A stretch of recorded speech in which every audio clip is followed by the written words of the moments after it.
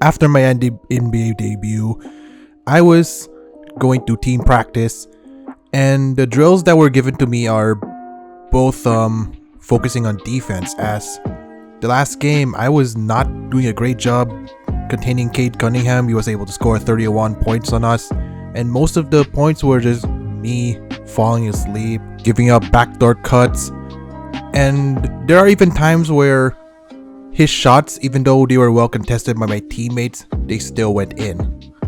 And the next two games that I will be showing you is going to show why I was glad Eric Spoelstra gave me those defensive drills, putting it as a point of emphasis over the season.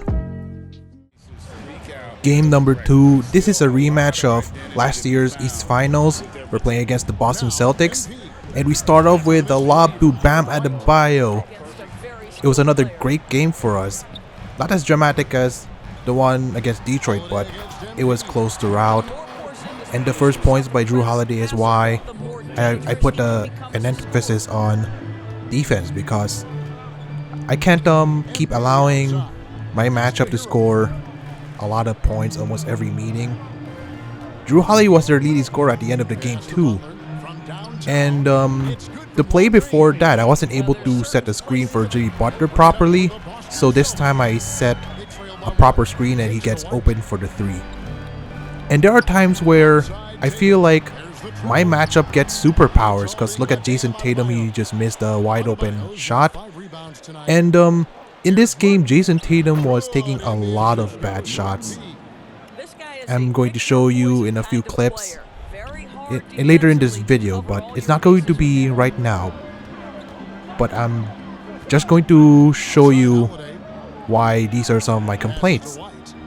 Even though I've been trying on defense, it sometimes feels like they purposely make my matchup a bit overpowered.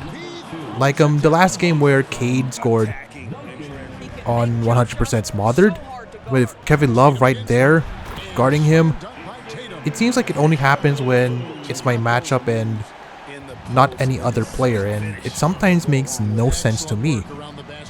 2K's got to be able to fix things like making the star players not take a lot of stupid shots.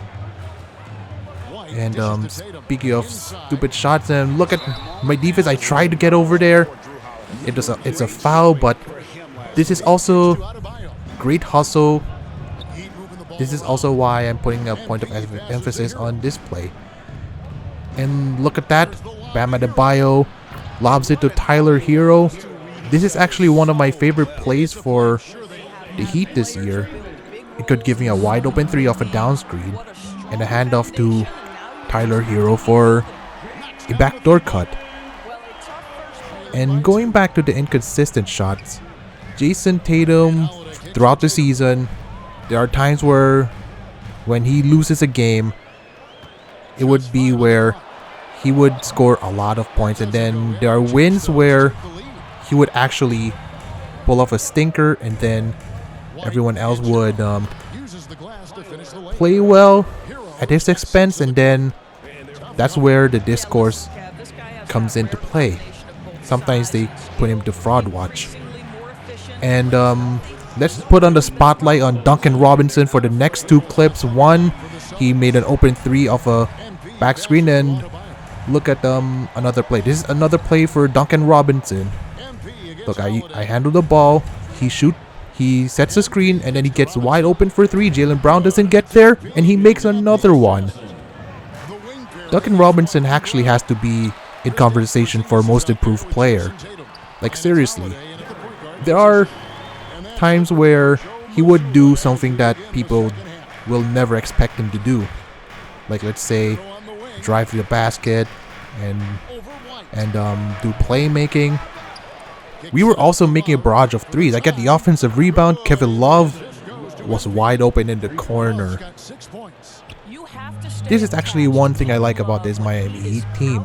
Their worst shooter is Bam Adebayo, but his rating in the 3-point area is only a 65. So he can seldom make 3s, but him being your worst shooter at 65 rating is actually a blessing to have. Tyler Hero made a 3 in the corner on a fast break. Tyler Hero is going to be one of our important players in this Miami Heat team. There are times where he's not going to score a lot, but that's because we have guys like Jimmy Butler who can go off at any time too.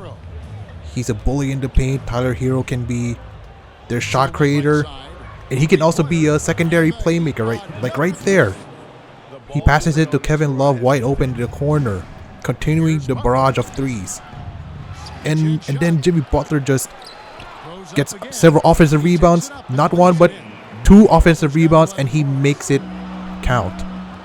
So it really sucks that the Heat don't really have much healthy players this year. They could have had a much better record, but then it seems like they're almost always injured. Bam Adebayo and Tyler Hero missed the last couple of games, and from what I saw, when Jimmy Butler, Bam Adebayo, and Tyler Hero played together in the 6 games, they were 4-2. Imagine if they were all healthy. The Heat team would be going places yet again like last year. Even though they failed to get Dame, it seems like they're still not out of it. They're still in playoff mode. And going back to inconsistencies, look, I just leave Jaylen Brown wide open. He missed it. If that was my matchup, if that was Drew Holiday, he would never miss that. And this is why the inconsistencies don't make sense to me. And it's a close game in the 4th quarter, 102-101 right now. The Celtics were keeping up the pressure. They were keeping it close almost the whole game. They were down by 10. We could even go up by more than 10 because Jaylen Brown, Jason Tatum were able to make their shots late in the game. Jason Tatum may have been struggling in this game, but I'll just show you in the next few clips. He's going to try and redeem himself for the early stinker. And then Kevin Love, he was just being wide open the entire game. He may be a big, but he's not someone you should leave open almost every time. And right there, Tyler Hero, that was a good look. Jimmy Butler gets the offensive rebound, which leaves me wide open for 3. We were making our threes today. We don't even shoot a lot of threes. I think we only average like around 20 threes a game in this MyCareer season. But when we get good looks like that, it is deadly because we have many sharpshooters. Tyler Hero, Duncan Robinson, even Caleb Martin and Josh Richardson can shoot. So the offense is actually dangerous. And then look at that right there. If that was my matchup, that would not miss. This is why I'm still complaining about the inconsistencies in shot selection in 2K, because in several clips earlier, he was shooting dribble pull-ups when it wasn't needed. He does another dribble pull-up and it was a much better one. He makes the 3, but they're still down by 7. The Boston Celtics, if I were to talk about them, the Boston Celtics could actually try and win the championship yet again. The problem still relies on their ability to stay healthy. Kristaps Porzingis is so injury prone. He actually tore his ACL once. That was during his time with the Knicks, and they need Drew Holiday to be like their version of Marcus Smart, since he's now traded to Memphis. The difference Drew Holiday can bring compared to how Marcus Smart brought was Drew Holiday's a better shooter. Marcus Smart can be streaky at times, but he can shoot, but you'd rather let him shoot that. And then there's Derek White. He's their 5th option and he has the ability to go off as well. This Celtics team is actually pretty dangerous as a unit. It just depends on how well they shoot.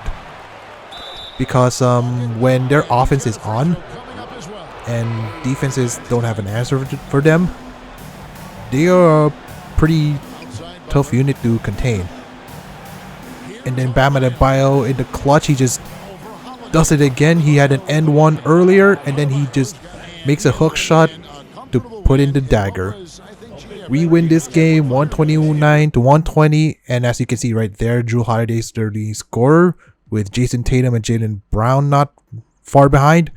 Adebayo and Hero were our leading scorers. Look at how balanced our scoring is. And after this game, I got a Ruffles sponsorship, so I made a counter offer for that one, and they were able to accept it. And they also made me choose a shoe brand, and I ended up going with Adidas. And last year I chose New Balance, but I wanted to go for something else this time. Game number 3 is against the Minnesota Timberwolves, a former team of Jimmy Butler. And I wanted to put the spotlight on Tyler Hero. He was on fire the entire game. He also scored our first 2 buckets as well. You saw this mid-range jumper over Anthony Edwards. And Karl Anthony Towns takes a stupid shot, much like Jason Tatum takes in the last game. Look at it right there. Tyler Hero, I asked him to cut back door, and he gets an and one over Mike Conley. And Mike Conley scored the first basket of the game, and he was also their leading scorer for that game as well. Much more reason I need to put emphasis on my point of attack defense, because every single game so far in our season, it had my matchup be the leading scorer, and 2 of them are understandable. Cade is the Detroit Pistons' best player. Jrue Holiday, while he's the Celtics' 4th option, can actually go off, as seen during his All-Star years in Philadelphia and last year in Milwaukee. And the fact that Mike Conley was their leading scorer for that game serves as a red flag, because our next game is going to have me guard Damian Lillard. And this is going to be a true test for me, only in our 4th game of the season. Tyler Hero makes a basket, which causes Minnesota to call a timeout. He had 7 early points. The Minnesota Timberwolves have to be the surprise team of the season. Nobody had them become the number 1 team in the West right now. They only have 5 losses so far. Anthony Edwards is a big reason why they've been playing so well. Karl Anthony Towns and Rudy Gobert have been fitting much better compared to last year. It's like they know their roles now. They know exactly what to do. Karl Anthony Towns is the perimeter big, and Rudy Gobert is still mostly manning the paint, being their anchor on defense. And to be honest, the team that Gobert has right now, it's much better than the one he had with the Jazz, because now he has guys like Jaden McDaniels, Nickeil Alexander-Walker, and Kyle Anderson to rely on, compared to Donovan Mitchell, Royce O'Neal, Joe Ingles. Tyler Hero was playing so well. I tried to look for him in the fast break, and he shoots in the corner. But on the next play, this is going to be another open 3 for Tyler Hero. They leave him wide open, and he makes them pay. This is the Tyler Hero game, and it was supposed to be the Jimmy Butler game, because he doesn't always play in Minnesota for some odd reason. And this is the game where people expect Jimmy to keep going off, because that's against his former team. He didn't even like it when he asked out, because he wanted his own team, and the Miami Heat are that. And going back to Minnesota, like I said a while ago, Gobert has a much better defensive team around him now. Jaden McDaniels is better than Royce O'Neal, Kyle Anderson better than Bogdanovich. Alexander Walker is a lot better than Donovan Mitchell, and his length also helps. The conflicting part about this Timberwolves team right now is how they're going to handle Karl Anthony Towns. They also have a great backup center in Naz Reid, and he can essentially replace Karl Anthony Towns if the Timberwolves decide to fully commit around Anthony Edwards and move on from Cat. I steal it from Mike Conley this time. I wasn't able to defend him much in this entire game. Tyler Hero makes it pay. He scored 20 points in the first half, and we couldn't even get him touches until this fourth quarter, where he scored around 8 points. He only had 2 points prior to that, like 2 points in the third quarter. He actually scored around 30 points, and this is the one thing about the Heat makes it so sad that their players can't even stay healthy. And right there, I was trying to contest that Mike Conley shot, and then it still went in. If that was any other player, that would not go in as well. The T-Wolves were playing so bad to start the game. They tried to come back, and they were finding Anthony Edwards on the fast break. Something rare happens after that. The next play, I'm going to show it to you in just a few seconds.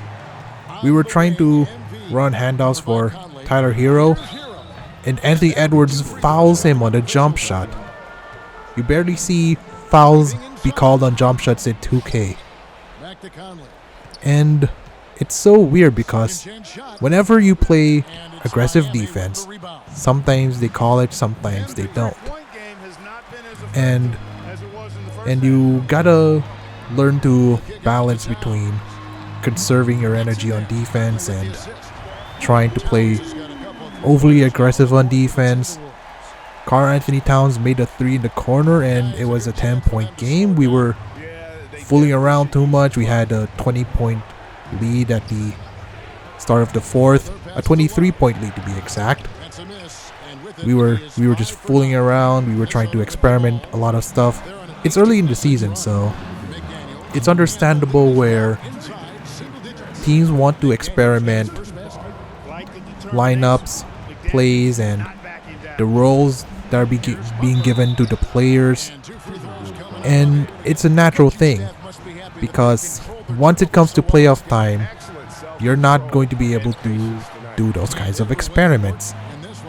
And right there, this is one thing I'm disappointed about. Why did Jaden McDaniels do those kinds of plays earlier in the game? I didn't even show it, but he was taking almost the same kinds of shots Jason Tatum was taking. A contested pull-up from mid-range, contested, heavily contested. And near the end of the game, we were trying to get Tyler Hero some more touches because he was doing so well. We hold on to win. Mike Conley scored 26 points. I'll show the box score in a while. Great test for me for guarding Dame and into Milwaukee. So a close game sees Oklahoma City taking this one. Wait, what? How did we lose that? We were up by so much. There's no way. What a ride. I mean, I thought it might end in